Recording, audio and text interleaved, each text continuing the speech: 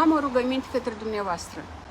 Ați scris ieri pe rețele de socializare că doriți pe Ion Ciobanu iarăși primar. Dumneavoastră deschideți ochii și vă dați seama. Nu știți suferințele a sute de oameni care au așa ea în nasul lor și în fața lor numai și nu pot să ducă o viață decentă numai construcții ilegale.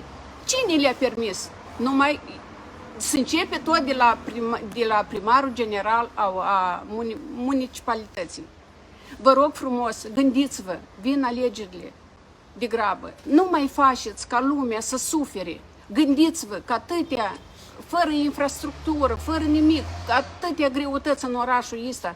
Gândiți-vă, pe cine alegeți primarul general? Ion Ciobanu ne-a arătat ce poate el. Eu cred că să aveți gândirea proaspătă și n-a să mai facem greșeli astea și pe viitor, ca să ducem așa o viață de calvar. Vă rog frumos,